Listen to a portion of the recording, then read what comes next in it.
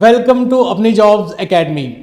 तो लेक्चर के साथ साथ कंप्यूटर से रिलेटेड क्वेश्चंस भी बहुत इंपॉर्टेंट है, क्योंकि हमारा नारा है सवाल हो कहीं से, सॉल्यूशन होगा यहीं से, और सिलेक्शन भी होगी यहीं से। तो चलिए शुरू करते हैं। आज का पहला सवाल जो है, who propose the von Neumann architecture in 1945। बहुत ही इजी क्वेश्चन है, बहुत ही आसान सवाल है, कोई भी इस सवाल का जवाब दे देगा। जल्दी बताइए कमेंट सेक्शन के अंदर कि इसका आंसर क्या आना चाहिए। शाबाश मेरे बच्चों, शाबाश, दे दीजिए आंसर, दे दीजिए कौन सा आंसर आएगा, क्या आंसर आएगा इसका। Very good, part B, John von Neumann, ये रहा इसका आंसर। ठीक है, बहुत बढ़िया। जिन्होंने जॉन वॉन न्यूमैन सेलेक्ट किया था वो बहुत करेक्ट है, बहुत सही जवाब दिया उन्होंने। तो अगले क्वेश्चन पे जाते हैं, अगले सवाल पे जाते हैं। अगला सवाल है, विच of the following is not a functional unit of computer system. कौन सा ऐसा डिवाइस है, कौन सा यूनिट है जो कंप्यूटर सिस्टम का फंक्शनल यूनिट नहीं है। यहां पे ये बहुत इंपॉर्टेंट है, यहां पे लिखा है नॉट, नॉट का मतलब नहीं। तो क्या आंसर आना चाहिए इसका। Input unit, memory unit, internet unit या कंट्रोल यूनिट। अगर आपने लेक्चर देखा होगा, अगर आपको सवाल समझ नहीं आ रहे हैं तो आप हमारा लेक्चर देखिए इसी टॉपिक के ऊपर, और उसके बाद जब आपके कॉन्सेप्ट क्लियर होंगे फिर आपको ये सवाल बहुत इजी लगेंगे। अब यहां बताइए क्या आंसर आएगा इसका। Input unit, memory, internet unit और कंट्रोल यूनिट। शाबाश, जल्दी बताइए कमेंट सेक्शन के अंदर क्या आंसर आना चाहिए इसका। इसका आंसर आएगा internet unit. Internet unit is not a functional unit of computer system. ठीक है, चलिए अगले सवाल की तरफ चलते हैं। ठीक है, which is the main function of, what is the main function of input unit. Input unit का मेन फंक्शन क्या होता है। इनपुट यूनिट किस काम आता है। क्या वो डेटा को प्रोसेस करने में काम आता है, रिसीव करने में काम आता है, और डेटा को कन्वर्ट करने में काम आता है प्रोसेसिंग के लिए, डेटा को परमानेंटली स्टोर करता है, या दूसरे कंपोनेंट्स को कंट्रोल करता है। बताइए क्या इसका आंसर होगा, कमेंट सेक्शन में फटाफट बताइए। What is the main function of input unit. One, processing data, receiving and converting data for processing, storing data permanently और controlling other components। फटाफट बताइए कमेंट सेक्शन में, इसका आंसर आएगा receiving end controlling data for processing. Okay, क्योंकि data process करना CPU का काम है, यहां पर स्टोर करना मेमोरी यूनिट का काम है, और जो कंट्रोल करना वो कंट्रोल यूनिट का काम है। इसीलिए इसका आंसर आएगा पार्ट बी, जो कि है receiving end converting data for processing. ठीक है, चलिए क्वेश्चन की तरफ चलते हैं। उसके बाद का क्वेश्चन है, which of these is an example of input device. Input device कौन से एग्जांपल है इनपुट डिवाइस का। यहां पर थोड़ा दिख नहीं रहा होगा, इसको थोड़ा ऊपर करता हूं मैं। विच ऑफ दी फॉलोइंग, इन चारों में से कौन सा एग्जांपल है इनपुट डिवाइस का। इनपुट डिवाइस क्या होता है, जैसे मैंने बताया था कि इनपुट डिवाइस का मतलब होता है जिस डिवाइस से हम इनपुट देते हैं कंप्यूटर सिस्टम को। तो कौन से ऐसे डिवाइस है जिससे हम इनपुट देते हैं कंप्यूटर सिस्टम को। हमारे पास हमने एग्जाम्पल भी डिस्कस किया था लेक्चर में। तो बताइए फटाफट कमेंट सेक्शन के अंदर, क्या वो मॉनिटर है, क्या वो प्रिंटर है, क्या वो स्कैनर है, या क्या वो स्पीकर है। बताइए फटाफट, विच of the following is an input device.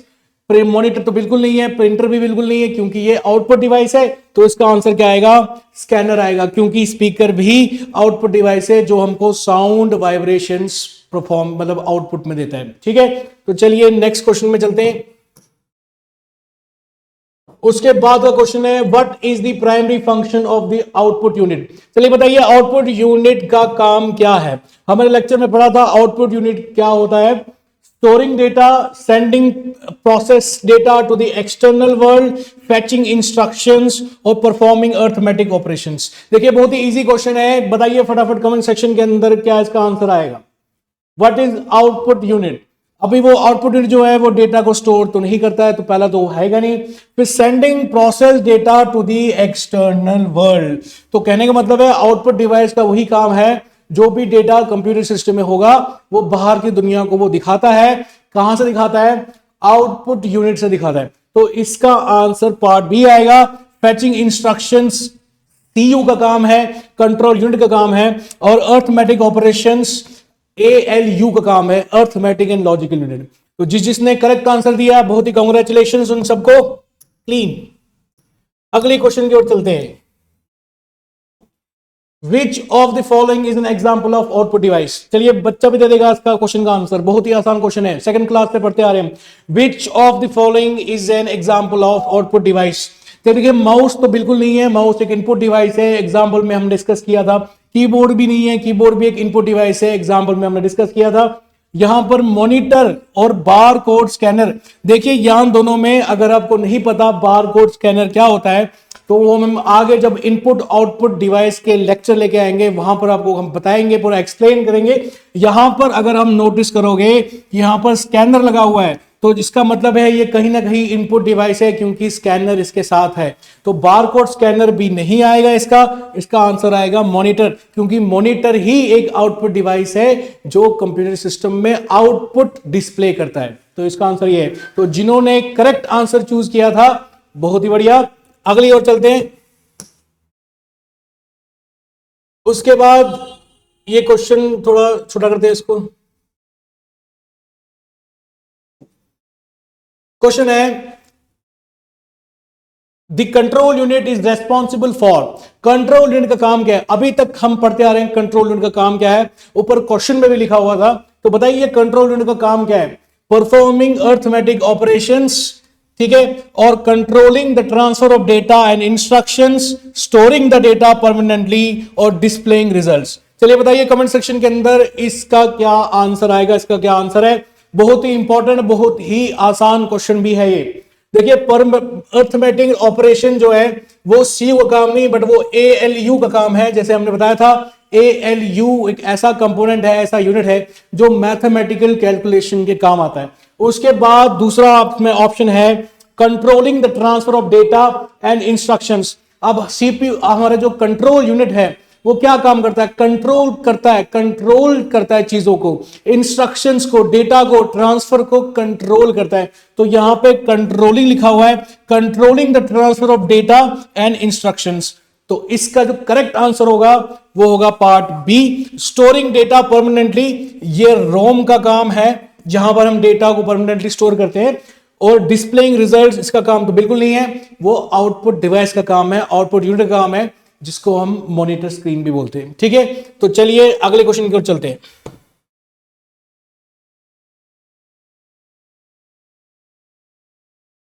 उसके बाद the arithmetic and logical unit performs. ALU किस काम आता है, अभी थोड़ी देर पहले हमने बताया था ALU किस काम आता है। यहां पर लिखा हुआ है only logical operations, only arithmetic operations, both arithmetic and logical operations, या डेटा स्टोरेज ऑपरेशंस। अब मैंने बताया था, जल्दी बताइए कमेंट्स के अंदर इसका कौन सा आंसर होगा, क्या पार्ट होगा इसका। बाकी अगर हम ए वाले को देखेंगे तो ये भी करेक्ट है, वो लॉजिकल ऑपरेशन भी करता है। ये वाला भी करेक्ट है क्योंकि वो अर्थमेटिक ऑपरेशन भी करता है। लेकिन ये वाला करेक्ट नहीं है क्योंकि डेटा स्टोरेज करने का काम मेमोरी का है, ALU का नहीं है। तो इसमें ये दो ऑप्शन तो नहीं आएंगे, बट कौन सा आएगा, ये वाला ऑप्शन आएगा, क्योंकि इसके अंदर लिखा हुआ है both arithmetic and logical operation. ये दोनों काम arithmetic and logical unit perform करता है, ALU। तो इसका आंसर आएगा part C, both arithmetic and logical operations. तो जिन्होंने करेक्ट लिखा था बहुत ही बढ़िया, कांग्रेचुलेशंस। आगे चलते हैं। Okay, the logical operations in ALU use which of the following operators. देखो मेरे दोस्तों, लॉजिकल ऑपरेशंस परफॉर्म करने के लिए कुछ ऑपरेटर्स यूज होते हैं। जैसे देखो यहां पे प्लस, माइनस, मल्टीप्लाई और डिवाइड है, ठीक है, ये अर्थमेटिक ऑपरेशन करने में काम आता है। ठीक है, ये एंड, ये वाला जो साइन होता है exponential sign, equal to, not equal to, plus equal to, ठीक है। और यहां पर ग्रेटर देन, लेस देन के साइन है, ग्रेटर देन के साइन है, लेस देन, इक्वल टू और greater than equal to. Logical operations इन्हीं को बोलते हैं जिनको हम बोलते हैं less than, greater than, less than equal to, greater than equal to, इन्हीं को हम लॉजिकल ऑपरेशंस बोलते हैं। तो इसका जो करेक्ट आंसर होगा वो होगा पार्ट बी, क्योंकि पार्ट बी के अंदर यही कुछ सिंबल्स दिए हुए हैं, यही कुछ मैथमेटिकल सिंबल्स दिए हुए हैं जिनको हम बोलते हैं less than, greater than, less than equal to और ग्रेटर देन इक्वल टू। ठीक है, तो ये आ गया। तो जिन्होंने भी करेक्ट आंसर लिखा था बहुत बढ़िया। आगे चलते हैं नेक्स्ट क्वेश्चन पे। ठीक है, तो ये आपको शायद दिख नहीं रहा होगा, थोड़ा ऊपर करते हैं। ठीक है। The memory unit is also known as, memory unit को हम कौन सा यूनिट बोलते हैं, उसके दूसरा नाम क्या है? अब यहां पर प्रोसेसिंग यूनिट है, प्रोसेसिंग यूनिट तो बिल्कुल नहीं आएगा क्योंकि वो सीपीयू परफॉर्म करता है। तो क्या आएगा इसका? स्टोरेज यूनिट आएगा, इनपुट यूनिट आएगा या आउटपुट यूनिट आएगा? फटाफट कमेंट सेक्शन में देखो, कमेंट सेक्शन में लिखो इसका क्या सोल्यूशन आएगा, इसका क्या आंसर आएगा। जरा हम देखते हैं यहां पर प्रोसेसिंग यूनिट मैंने कहा बिल्कुल नहीं आएगा। ठीक है, स्टोरेज यूनिट हो सकता है आएगा शायद। ठीक है, अब नीचे चलते हैं। इनपुट यूनिट तो बिल्कुल नहीं है, आउटपुट यूनिट तो मॉनिटर स्क्रीन होता है, तो उसका जो करेक्ट आंसर है वो है स्टोरेज यूनिट। ठीक है, समझ में आया?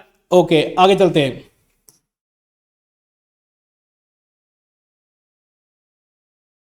विच memory stores data and instructions permanently? RAM, cache memory, secondary memory या रजिस्टर? देखिए, अभी हमने थोड़ी देर पहले मेमोरी के बारे में लेक्चर पढ़ा था यूट्यूब के ऊपर। हमने बोला था कि रैम जो है वो टेम्पररी मेमोरी होती है, जिसके अंदर डेटा टेम्पररी रहता है। उसके बाद कैश मेमोरी भी डेटा को कुछ हद तक टेम्पररी मेमोरी में ही मतलब टेम्परेरी ही डेटा स्टोर करता है। कैश मेमोरी के अंदर परमानेंटली डेटा स्टोर नहीं रहता। कैश मेमोरी को जो एक्सप्लेनेशन है वो नेक्स्ट वीडियो में बताऊंगा। कैश मेमोरी भी एक टाइप की मेमोरी होती है जो प्रोसेसिंग के ही काम आती है और जो सीपीयू के बिल्कुल पास होती है। सीपीयू कैश मेमोरी को ही यूज करता है इंस्ट्रक्शंस को चलाने के लिए, वो आगे मैं बताऊंगा एक्सप्लेन करने के।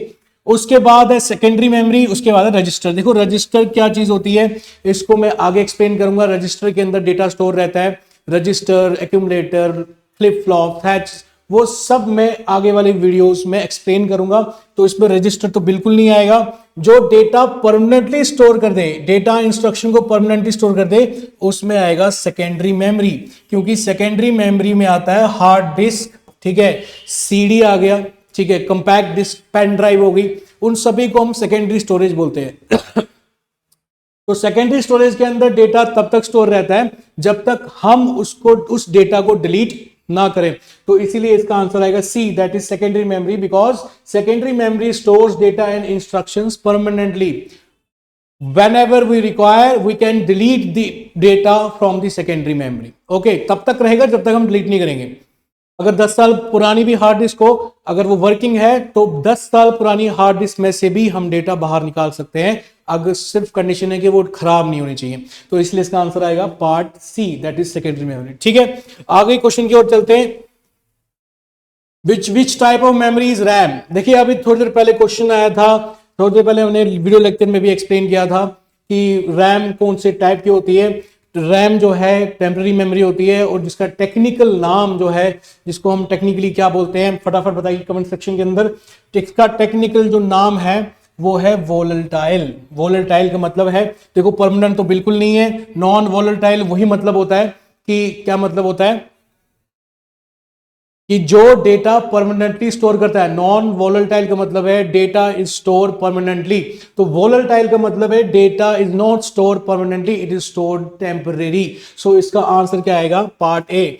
रैम किस टाइप की मेमोरी है? रैम है वोलेटाइल टाइप ऑफ मेमोरी, जिसमें डेटा और इंस्ट्रक्शंस थोड़ी देर के लिए ही स्टोर रहते हैं, टेम्परेरी तौर पे स्टोर रहते हैं जब तक पावर सप्लाई ऑन है। जैसे ही पावर सप्लाई ऑफ हो जाएगी, डेटा इंस्ट्रक्शंस रैम से क्या हो जाएंगे? डिलीट हो जाएंगे। तो इसका करेक्ट आंसर है ए, दैट इज वोलेटाइल मेमोरी। आगे चलते हैं। Okay, data in RAM is, देखिए फिर से अभी वही क्वेश्चन आया, बहुत ही इजी क्वेश्चन।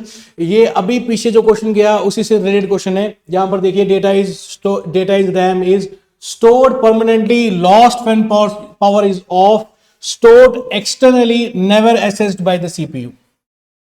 ठीक है, तो रैम जो है that is random access memory. हमको पता है कि रैम टेम्पररी होता है, उसमें डेटा टेम्पररी स्टोर रहता है, तो इसकी तो बिल्कुल बात नहीं है। स्टोर्ड परमानेंटली, इसके तो बिल्कुल ये ऑप्शन आएगा नहीं। तो lost when power is of, इसको हम बाद के रखते हैं, देखते हैं अगला ऑप्शन क्या है। स्टोर्ड एक्सटर्नली, बिल्कुल गलत, क्योंकि इंटरनल जो है, जो रैम है वो कंप्यूटर के अंदर होती है, इंटरनल होती है, तो एक्सटर्नली तो उसमें होता नहीं है। उसके बाद नेवर एसेस्ड बाय सीपीयू, मतलब सीपीयू उसको बिल्कुल यूज नहीं करता, ऐसा बिल्कुल नहीं है। सीपीयू रैम को ही यूज करता है डेटा और इंस्ट्रक्शन को स्टोर करने के लिए। तो इसका करेक्ट आंसर क्या होगा? Part B, part B, that is lost when power supply is off. Data and RAM is lost when power supply is off. जैसे ही पावर सप्लाई ऑफ हो जाती है, डेटा जो है इरेज हो जाता है। अगले क्वेश्चन की ओर चलते हैं। Which of the RAM needs to be refreshed periodically. देखिए हमने वीडियो लेक्चर में ही पढ़ा था कि कोई एक ऐसी मेमोरी होती है जिसको बार बार रिफ्रेश करना पड़ता है कंप्यूटर सिस्टम को अच्छी तरह से वर्क करवाने के लिए। तो कौन सी वाली रैम होती है, वो कौन सी वाली, फटाफट बताइए।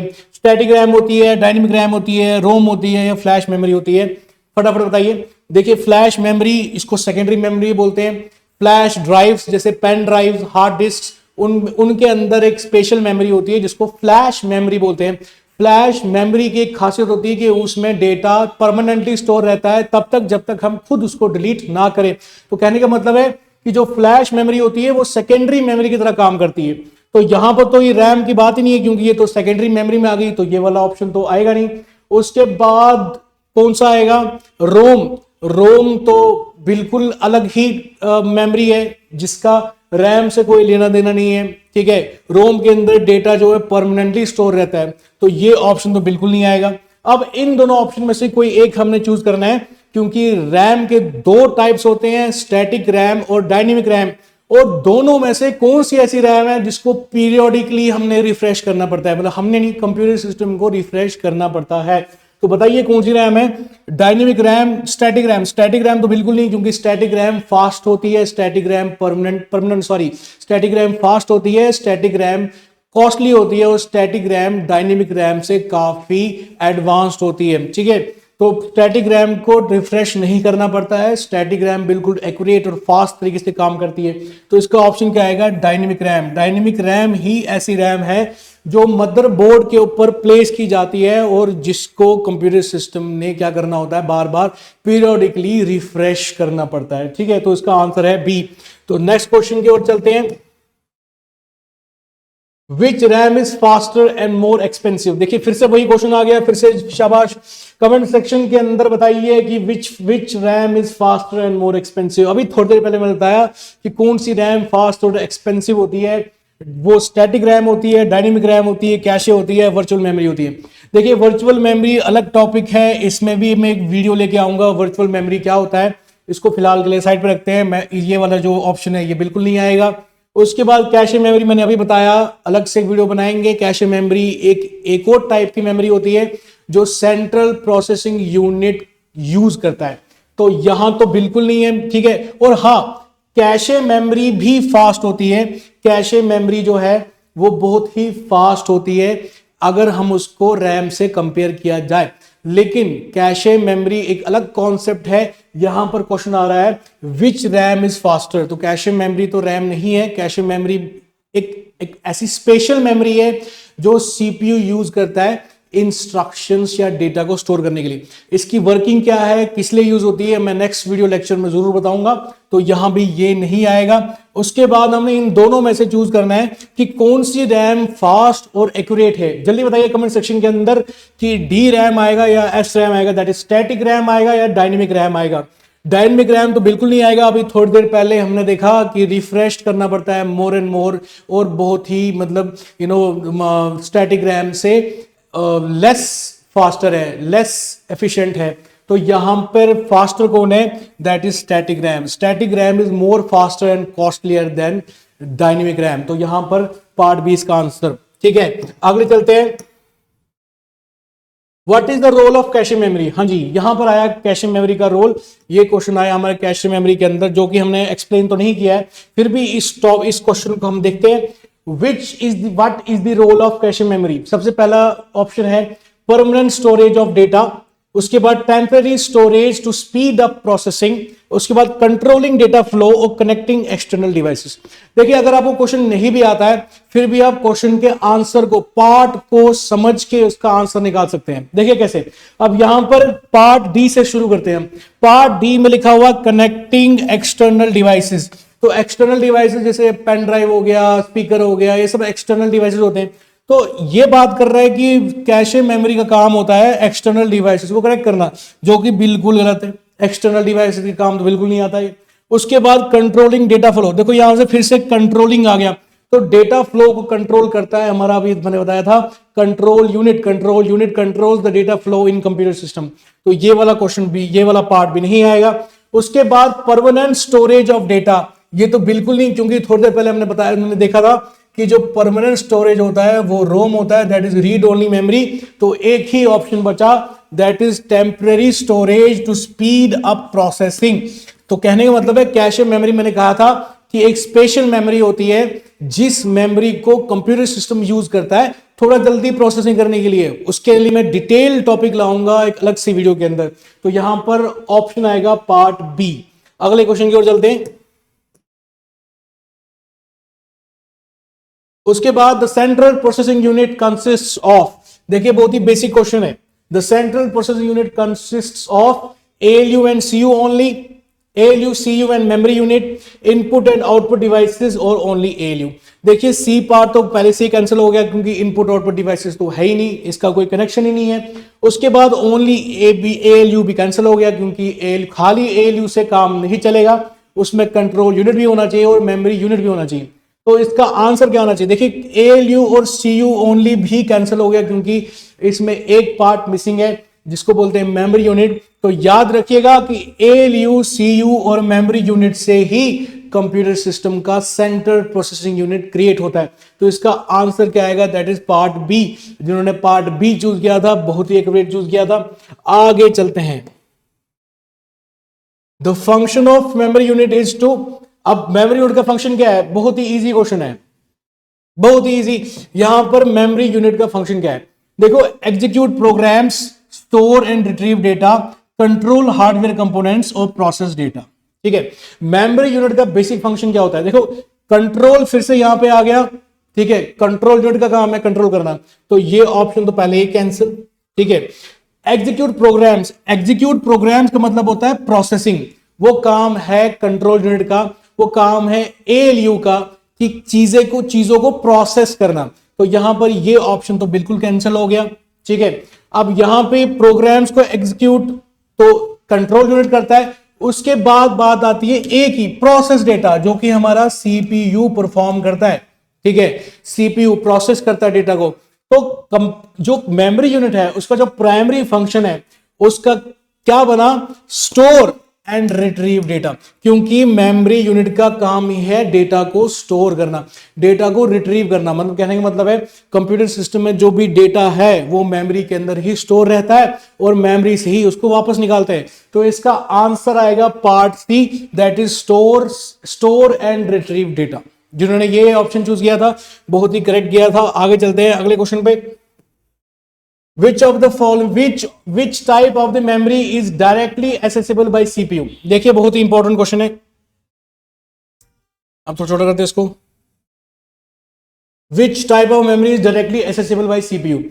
ये क्वेश्चन क्या है? ये बोल रहा है कि कौन सी मेमोरी ऐसी है जो कंप्यूटर सिस्टम डायरेक्टली यूज करता है। ठीक है, देखिए secondary memory, RAM, hard disk और CD रोम। देखिए CD रोम तो बिल्कुल नहीं होगा क्योंकि CD जो है वो एक्सटर्नल डिवाइस होती है, उसका डायरेक्ट लेना देना कुछ नहीं होता। ठीक है, देखिए सेकेंडरी मेमोरी जो CD रोम है वो भी सेकेंडरी मेमोरी का ही टाइप है। सेकेंडरी मेमोरी के अंदर बहुत सारे डिवाइसेस आते हैं, पेन ड्राइव हो गया, CD हो गया, ठीक है, उसके बाद हार्ड डिस्क हो गया।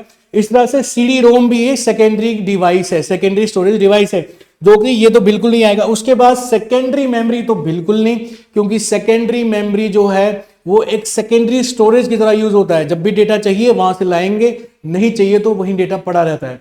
तो यहां भी ये ऑप्शन भी कैंसिल हो गया। अब ये जो हार्ड डिस्क है, हार्ड डिस्क भी एक सेकेंडरी स्टोरेज डिवाइस है, क्योंकि सेकेंडरी स्टोरेज डिवाइस के अंदर पेन ड्राइव आता है, हार्ड डिस्क आता है, ठीक है, उसके बाद आता है हमारा CD आता है, DVDs आते हैं, तो मेमोरी कार्ड आता है। तो ये सब एग्जांपल्स है सेकेंडरी स्टोरेज मेमोरी की। तो ये हार्ड डिस्क बिल्कुल नहीं आएगा। तो एक ही ऑप्शन बचा जिसको बोलते हैं रैम। रैम की ही डायरेक्ट कांटेक्ट होता है CPU के साथ। क्यों? क्योंकि रैम में ही चीजें प्रोसेस होती है, रैम में ही डेटा प्रोसेस होता है। जब भी डेटा चाहिए CPU को, वो डायरेक्टली रैम से डेटा लेता है, प्रोसेस करता है और रैम में ही डालता है। सो यहां पे डायरेक्ट एक्सेस जो होता है CPU का वो होता है रैम के साथ। तो ये आएगा इसका आंसर जो है पार्ट बी। जिसने पार्ट बी चूज किया था बहुत करेक्ट किया था। नेक्स्ट क्वेश्चन पे चूज करते हैं, नेक्स्ट क्वेश्चन चलते हैं। What is the primary characteristic of secondary memory? देखिए बहुत इंपॉर्टेंट क्वेश्चन है। सेकेंडरी मेमोरी की प्राइमरी रोल क्या है? सेकेंडरी मेमोरी का प्राइमरी रोल क्या है? पहला, it is faster than RAM, it is volatile, it provides long term data storage, it used to temporary calculations. देखिए अगर हम पार्ट्स की तरफ ध्यान दें तो सबसे पहले डी पार्ट वहीं कैंसिल हो गया क्योंकि यहां पे बता रहा है टेम्परेरी कैलकुलेशंस, क्योंकि सेकेंडरी डिवाइस जो है डेटा को परमानेंटली स्टोर करने में काम आता है, तो यहां पर ये ऑप्शन तो ऑलरेडी कैंसिल हो गया। उसके बाद इट इज वोलेटाइल भी क्लोज हो गया क्योंकि वोलेटाइल का मतलब है टेम्परेरी इन नेचर, तो ये ऑप्शन भी कैंसिल हो गया। उसके बाद फास्टर देन रैम, ठीक है, रैम से बहुत तेज है, हालांकि इसमें ये ऑप्शन भी आना चाहिए क्योंकि सेकेंडरी जो हार्ड डिस्क होती है फास्टर होती है। चलिए कोई नहीं, इसका ऑप्शन ये वाला कंट्राडिक्टरी हो गया है, ये कंट्राडिक्टरी ऑप्शन है क्योंकि इन दोनों ऑप्शन में मुझे लग रहा है कि ये भी इसका करेक्ट ही है क्योंकि रैम से, हालांकि कैशे मेमोरी से ज्यादा फास्ट नहीं है, बट रैम से अगर मैं डायनेमिक रैम ले लूं तो उससे सेकेंडरी स्टोरेज फास्ट ही है। अगर मैं पेन ड्राइव को ले लूं तो पेन ड्राइव बहुत फास्ट है, उसमें डेटा ट्रांसफर बहुत फास्ट होता है, तो यहां पर ये ऑप्शन थोड़ा कंट्राडिक्टरी है। बट इस ऑप्शन को अगर हम निकाल दें तो हमारे पास एक ऑप्शन बचता है, it provides long term data storage, क्योंकि सेकेंडरी स्टोरेज का बेसिक काम यही होता है कि काफी टाइम तक उस डेटा को स्टोर करके रखना, इसीलिए इसका पार्ट सी करेक्ट आंसर होगा। लेकिन अगर हम टेक्निकली जान दे, थोड़ा डीपली इसको देखें तो ये भी कुछ हद तक करेक्ट आंसर होगा, बट यहां पे मुझे लगता है it provides long term data storage he correct होना चाहिए, क्योंकि हार्ड डिस्क जो है, जो सेकेंडरी मेमोरी है, उसका काम ही यही है कि काफी टाइम तक डेटा को परमानेंटली स्टोर किया जाए जब तक हम उसको डिलीट ना करें।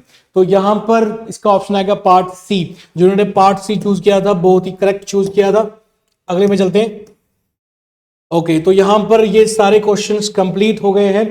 अगर आपको ये क्वेश्चंस पसंद आए, अगर आपने सारे क्वेश्चंस के आंसर ठीक दिए, तो इसका मतलब है आपके सारे कॉन्सेप्ट्स क्लियर हैं। जिसको नहीं पता चल रहा, जिसको कोई किसी क्वेश्चन में करेक्ट आंसर जिसने नहीं दिए, वो हमारा लेक्चर वाला वीडियो जरूर देखें। लेक्चर वाले वीडियो के अंदर आपको सारे कॉन्सेप्ट्स क्लियर हो जाएंगे, फिर आप दोबारा इस वीडियो को देख के सारे ऑप्शन, सारे क्वेश्चंस को करेक्ट कर सकते हैं, सारे क्वेश्चंस कर सकते हैं, प्रैक्टिस कर सकते हैं इन क्वेश्चंस की, और साथ साथ में कॉपी के ऊपर लिखते भी जाए इन क्वेश्चंस को, ताकि आपके पास भी एक सीरीज बन जाए ऑब्जेक्टिव क्वेश्चंस की।